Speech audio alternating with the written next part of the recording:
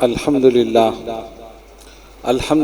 رب العالمین والصلاة والسلام علی من کان نبیا و آدم بین الماء والطین وعلی آلہ و اصحابہ اجمعین اما بعد فاعوذ باللہ من الشیطان الرجیم بسم اللہ الرحمن الرحیم الف لام میم ذالک الکتاب لا ریب فیہ ہدی للمتقین صدق اللہ العظیم۔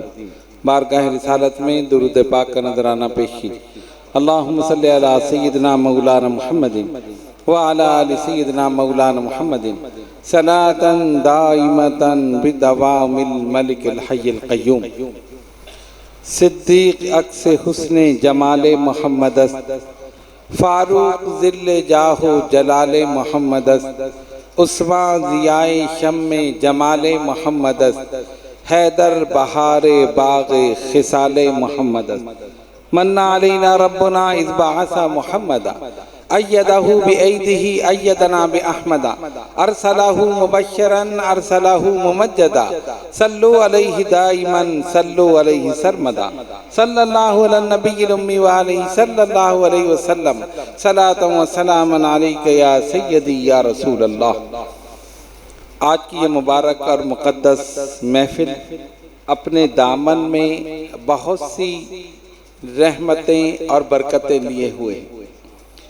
رمضان المبارک کی پہلی شب قدر یعنی طاق راتوں میں سے پہلی رات اور نسبت مولا کائنات حضرت علی شیر خدا رضی اللہ تعالی۔ رمضان المبارک کی رات ہے، ختم قرآن ہے، حضرت علی سے نسبت ہے، محفل بزرگوں کے سائے میں ہے، تو مقدس رات ہے، اس لیے رحمتوں کی برسات ہے اور عاشقوں کی بارات ہے۔ جو بھی اس محفل میں آیا ہے انشاءاللہ ان تمام برکتوں سے رحمتوں سے مستفید ہوگا۔ قرآن مجید فرقان حمید کی ابتدائی آیات الف لام میم ذالک الکتاب لا ریب فیہ ہدی للمتقین، اللہ فرماتا ہے اس کتاب میں کوئی شک نہیں اور یہ ہدایت ہے متقین کے لیے۔ قرآن ہدایت ہے متقین کے لیے، لیکن ایک مقام پر فرمایا ہدی للناس، ہدایت ہے لوگوں کے لیے۔ ایک مقام پر ہدی للمتقین اور ایک مقام پر ہدی للناس۔ ہدی للناس تو سمجھ میں آتا ہے کہ قرآن ہدایت ہے لوگوں کے لیے، لوگوں میں سب شامل ہیں، مشرکین، کافرین، منافقین، یہ سب شامل ہیں۔ کافر کو ہدایت ملے گی تو مومن بن جائے گا، مسلمان ہو جائے گا۔ منافق کو ہدایت ملے گی تو مومن بن جائے گا۔ دشمن کو ہدایت ملے گی دوست بن جائے گا۔ ہدی للناس ہدایت ہے لوگوں کے لیے، یہ بات تو سمجھ میں آ گئی، لیکن قرآن نے کہا ہدی للمتقین، ہدایت ہے متقین کے لیے۔ اب متقی تو اس کو کہتے ہیں جو تقوی و پرہیزگاری اختیار کرے، اور تقوی و پرہیزگاری جب اختیار کرے گا جب ہدایت ملے گی۔ جب متقی بن گیا تو پھر ہدایت کی کیا ضرورت؟ جب متقین میں شامل ہو گیا تو پھر ہدایت کی کیا ضرورت؟ ہدی للناس تو سمجھ میں آیا، لیکن ہدی للمتقین ہماری ناقص عقل میں نہیں آیا۔ ہم نے علماء کی بارگاہ میں عرض کی ہمیں بتائیں، یہ کنفیوژن دور کریں۔ ہدی للناس یہ قرآن ہدایت ہے لوگوں کے لیے، یہ سمجھ میں آ گیا، لوگوں میں سب شامل ہیں، لیکن ہدی للمتقین جس نے تقوی اختیار کر لیا اس کے لیے ہدایت۔ تو متقی کو ہدایت کی کیا ضرورت؟ جس نے تقوی اختیار کر لیا، ہدایت ملی تو متقی بنا۔ انہوں نے کہا سنو، یہ کنفیوژن اس لیے پیدا ہوا کہ تم نے ہدایت کا معنی ہی نہیں سمجھا۔ تم نے ہدایت کا معنی ہی نہیں سمجھا۔ ہدایت کا معنی کیا ہے؟ ہدایت کی دو قسمیں ہیں، ایک ہے اراءۃ الطریق، راستہ دکھا دینا، اور ایک ہے منزل پر پہنچا دینا۔ کتنی؟ دو قسمیں نا، ایک راستہ دکھا دینا اور ایک ہے منزل پر پہنچا دینا۔ ہدی للناس قرآن راستہ دکھا رہا ہے، ابو جہل کو بھی راستہ دکھاتا ہے، ابو لہب کو بھی راستہ دکھاتا ہے، عتبہ اور شیبہ کو بھی راستہ دکھاتا ہے، مشرکین، منافقین، کافرین سب کو راستہ دکھاتا ہے، لیکن منزل پر پہنچانے کا وقت آتا ہے تو صدیق اکبر کو پہنچاتا ہے، فاروق اعظم کو پہنچاتا ہے، عثمان ذی النورین کو پہنچاتا ہے، علی خیبر شکن کو پہنچاتا ہے۔ ہدی للناس کا مطلب یہ ہے منزل، راستہ دکھا دینا، اور ہدی للمتقین منزل پر پہنچا دینا۔ بات سمجھ میں آ گئی؟ ہدی للمتقین منزل پر پہنچا دینا۔ قرآن کے 5 نام ہیں، 5 کتنے؟ 5 کتاب، قرآن، فرقان، ذکر اور نور۔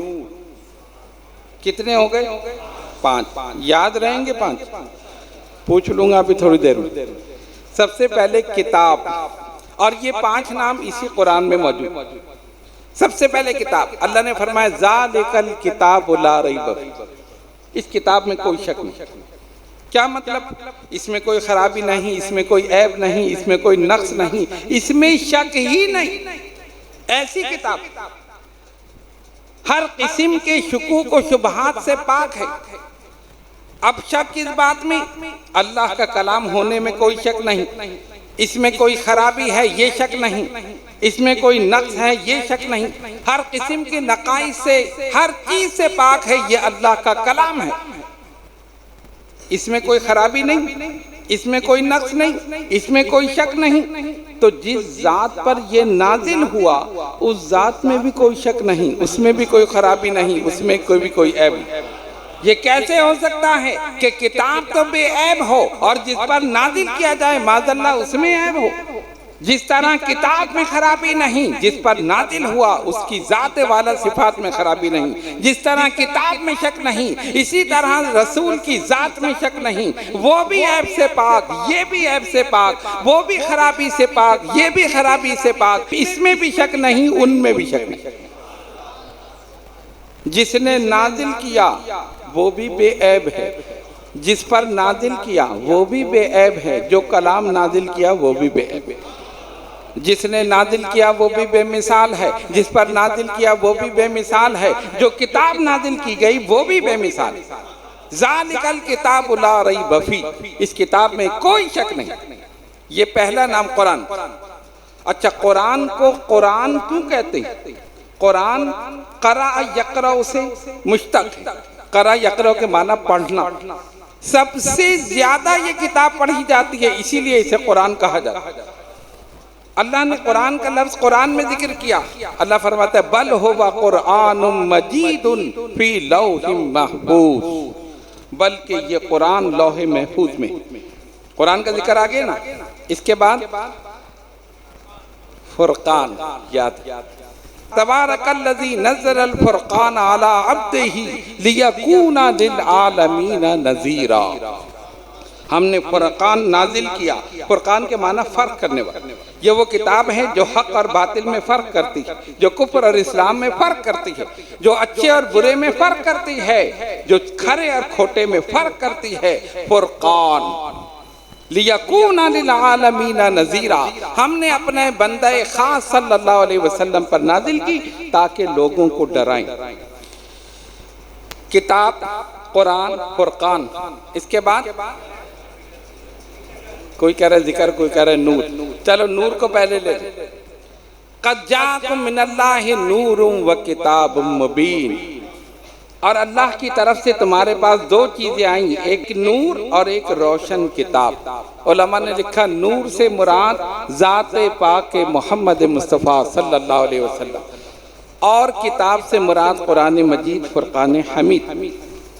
نور قرآن، اچھا قرآن کا ایک نام نور، اور دیگر آیات میں بھی اس کو نور کہا گیا۔ نور اسے کہتے ہیں جو خود ظاہر ہو اور دوسرے کو ظاہر کر دے۔ اب یہ لائٹ جل رہی ہے نا، اگر لائٹ بجھا دیں اندھیرا ہو جائے گا، نظر نہیں آئے گی۔ جب یہ جلی تو یہ ظاہر ہوئی نہیں ہوئی، سب نے دیکھا نا لائٹ جلی اور اس نے سب کو ظاہر کر دیا۔ یہ نور، قرآن نور ہے، یہ خود بھی ظاہر ہے، اور جو اس کو پڑھتا ہے اس پر سب کچھ ظاہر ہو جاتا ہے، سب کچھ ظاہر ہو جاتا ہے، اس لیے کہ اللہ نے اس میں سب کچھ رکھ دیا ہے۔ جو ہو چکا ہے وہ قرآن میں ہے، جو ہو رہا ہے وہ قرآن میں ہے، اور جو آئندہ ہونے والا ہے وہ قرآن میں ہے۔ کون سی چیز ہے جو قرآن میں نہیں؟ جنوں کا ذکر قرآن میں ہے، فرشتوں کا ذکر قرآن میں ہے، ملائکہ کا ذکر قرآن میں ہے، حوروں کا ذکر قرآن میں ہے، انسانوں کا ذکر قرآن میں ہے، جانوروں کا ذکر قرآن میں ہے، حشرات الارض کا ذکر قرآن میں ہے، وَلَا رَطْبٍ وَلَا يَابِسٍ إِلَّا فِي كِتَابٍ مُبِينٍ۔ قرآن نے کہا کوئی خشک و تر ایسا نہیں جو قرآن میں نہ۔ قرآن میں انسان بھی ہیں، جن بھی، اور راتیں بھی ہیں، دن بھی، سب کچھ ہے نا قرآن میں۔ شب قدر کا ذکر قرآن میں ہے، سب کچھ قرآن میں ہے۔ اللہ نے ہر چیز قرآن میں رکھ دی۔ اسی لیے ایک صحابی نے کہا اگر میرے اونٹ کی رسی گم ہو جائے تو میں قرآن سے پتہ لگا لوں کہ کہاں، قرآن سے۔ اور مولا کائنات حضرت علی شیر خدا رضی اللہ تعالیٰ نے فرمایا جو کچھ سارے قرآن میں ہے وہ سورہ فاتحہ میں ہے، اور جو سورہ فاتحہ میں ہے وہ بسم اللہ میں ہے، جو بسم اللہ میں ہے وہ اس کی با میں ہے، جو با میں ہے وہ اس کے نقطے میں ہے۔ انا نقطہ تو تحت البا، اور میں اس با کا نقطہ ہوں۔ یہ علم ہے مولا کائنات حضرت علی شیر خدا رضی اللہ تعالیٰ۔ اسی لیے سرکار نے فرمایا انا مدینۃ العلم وعلی بابھا، میں علم کا شہر ہوں، علی اس کا دروازہ ہے۔ انا مدینۃ الحکمہ وعلی بابھا، میں حکمت کا شہر ہوں، علی اس کا دروازہ۔ من کنت مولاہ فعلی مولا، جس کا میں مولا ہوں اس کے علی بھی مولا۔ اسی لیے تو ہم مولا علی کہتے ہیں، جس کا میں مددگار ہوں اس کے علی بھی مددگار ہیں۔ جس نے علی سے محبت کی اس نے مجھ سے محبت کی، جس نے مجھ سے محبت کی اس نے اللہ سے محبت کی، جس نے علی سے بغض رکھا اس نے مجھ سے بغض رکھا، اور جس نے مجھ سے بغض رکھا اس نے اللہ سے بغض رکھا۔ تو اب کتنے نام ہو گئے؟ کتاب، قرآن، فرقان، نور، ذکر، انا نحن نزلنا الذکر وانا لہ لحافظون۔ ہم نے اپنے ذکر کو نازل کیا اور ہم ہی اس کی حفاظت کرنے والے۔ جتنی کتب، جتنے صحائف قرآن سے پہلے نازل ہوئے، کسی ایک کے متعلق اللہ نے نہیں فرمایا ہم حفاظت کر رہے ہیں، مخلوق کے سپرد کر دی۔ جس کا نتیجہ یہ نکلا ان کے پڑھنے والوں نے، ان کے ماننے والوں نے اپنے مطلب کی چیز شامل کر دی، جو سمجھ میں نہیں آیا نکال دی۔ ان کتابوں پر ہمارا ایمان ہے بلا شبہ، حضرت عیسیٰ اور حضرت موسیٰ پر یا مختلف صحائف جو نازل ہوئے، ہمارا ایمان ہے، یقین ہے وہ آسمانی کتب صحائف، لیکن آج اس حالت میں موجود نہیں جس حالت میں نازل ہوئی۔ تبدیلی ہو چکی، تحریف ہو چکی، لیکن الحمدللہ قرآن وہ عظیم و شان کلام ہے۔ جس طرح روز اول میں نبی پاک علیہ السلام پر نازل ہوا، بے عین ہی اسی طرح آج ہمارے پاس موجود۔ ایک زیر زبر کی غلطی نہیں، کیوں؟ ہم اس کی حفاظت کر رہے ہیں۔ جس کی حفاظت خالق کائنات کر رہا ہو اسے کون مٹا سکتا؟ اور قرآن کا اعجاز دیکھیے، آپ میں سے اکثر حافظ نہیں ہے نا، لیکن کوئی نہ کوئی سورت تو یاد ہے نا، کوئی نہ کوئی سورت یاد ہے یا نہیں؟ تو بولو نا بھائی، شرمانے کی کیا بات؟ اتنا قرآن ہر مسلمان مرد عورت عاقل بالغ پر یاد کرنا فرض ہے، لازم ہے، جس سے وہ اپنی نمازیں مکمل کر سکے۔ اور آقا دو جہاں صلی اللہ علیہ وسلم نے فرمایا جس دل میں قرآن کا کوئی حصہ محفوظ نہیں وہ اجڑے ہوئے گھر کی طرح۔ اس لیے چاہیے کہ قرآن یاد کریں، قرآن پڑھیں، قرآن سمجھیں۔ تو قرآن کا اعجاز کیا ہے؟ قرآن کا معجزہ کیا ہے؟ آپ کو اگر کوئی سورت یاد ہو، آپ حافظ نہیں لیکن کوئی نہ کوئی سورت یاد ہے نا، اگر وہی سورت کوئی آپ کے سامنے غلط پڑے گا آپ خاموش رہ سکتے؟ نہیں، خود بخود بتائیں گے نہیں یہ ایسے نہیں، یہ اس طرح، یہ ایسے نہیں، یہ اس طرح ہے۔ یہ قرآن کی حفاظت ہو رہی، یہ اللہ تعالیٰ خود حفاظت فرما رہا ہے۔ انا نحن نزلنا الذکر وانا لہ لحافظون، ہم نے اپنے ذکر کو نازل کیا ہے اور ہم اس کی حفاظت کر رہے ہیں۔ کتنا عرصہ گزر چکا، آج قرآن اس کی طرح محفوظ ہے، انشاءاللہ تعالیٰ قیامت تک محفوظ رہے گا۔ ہر سال رمضان المبارک میں اس کا مظاہرہ ہوتا ہے۔ اور ایک بات میں اکثر جگہ کہتا ہوں کہ رمضان کے علاوہ آپ حافظوں کو ڈھونڈیں تو حافظ آپ کو نہیں ملیں گے، نہیں ملیں گے نا۔ ادھر دیکھیں کہیں محلے میں دیکھو، پوچھو بھائی کوئی حافظ ہے؟ نہیں، یہاں تو نہیں ہے، یہاں نہیں، پورے محلے میں ایک دو مل جائے۔ رمضان کے علاوہ حافظ نہیں ملتے، اور رمضان میں حافظوں کو مسجدیں نہیں ملتی، رمضان میں حافظوں کو مسجدیں نہیں ملتی۔ ایک ایک جگہ کئی سنا رہے ہیں۔ اب یہاں درگاہ شریف میں مکرم میاں نے سنایا، محفل خانے میں حسین میاں نے سنایا، وہاں پر نجیب میاں نے سنایا، جامع طاہر اشرف میں 2 کلام پاک ختم ہوئے، کتنے بچوں نے پڑھا۔ اسی طرح غوثیہ میں نیچے تراویح ہو رہی ہے، اوپر ذوالقرنین صاحب سنا رہے ہیں۔ اسی طرح جہاں جہاں مساجد میں 2 منزلہ ہیں، دونوں منزلوں پہ اتنا قرآن پڑھا جا رہا ہے، پورے ملک میں اس کی برکتیں پھیلے۔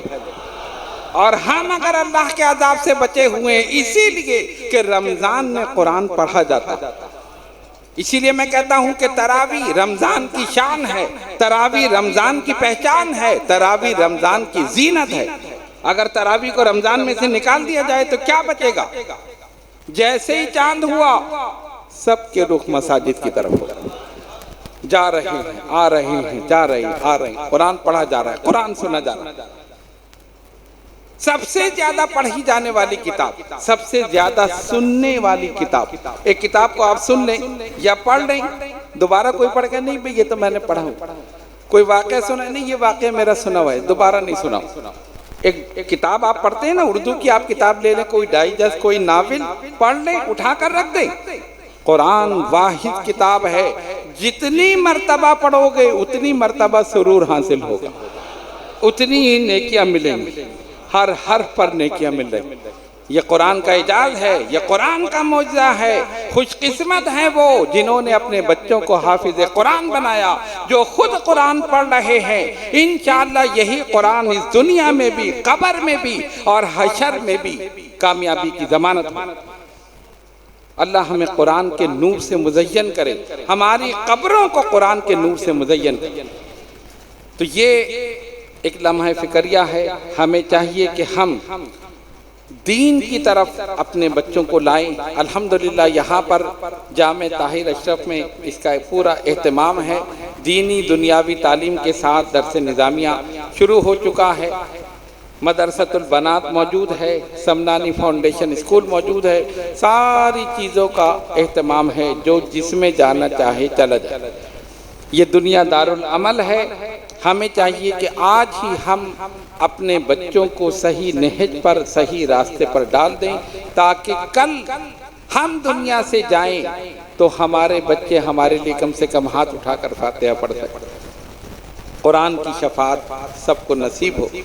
اللہ تبارک و تعالی ہم سب کو عمل کی توفیق عطا فرمائے۔ میں ان تمام حفاظ کو قلب کی گہرائیوں سے مبارکباد پیش کرتا ہوں جنہوں نے تراویح میں کلام پاک سنایا، اور وہ حفاظ جنہوں نے جامع طاہر اشرف میں کسی نے 4 سپارے، کسی نے 6، کسی نے 10 مختلف کر کے 2 کلام پاک مکمل ہوئے، وہ بھی ہم نے ان کی تربیت کے لیے کیا تاکہ ان کی تربیت ہو، اور جب وہ مکمل حافظ قرآن بن جائیں تو فوراً ان کو مصلی پر کھڑا کر دیا جائے اور بے دھڑک وہ قرآن کریم پڑھ سکیں، اس کی تلاوت کر سکیں۔ میں اسی پر اکتفا کرتا ہوں، ان تمام حضرات کے لیے دعا کرتا ہوں، ان حفاظ کے لیے بھی، ان کے والدین کے لیے بھی، ان کے سرپرست صاحبان کے لیے بھی، کہ جنہوں نے اپنے بچوں کو قرآن مجید، فرقان حمید کی تعلیم کے زیور سے آراستہ کرنے کے لیے جامع طاہر اشرف میں داخل کرایا۔ انشاءاللہ تعالی ان کا یہ عمل اس دنیا میں بھی ان کے لیے باعث برکت ہوگا، اور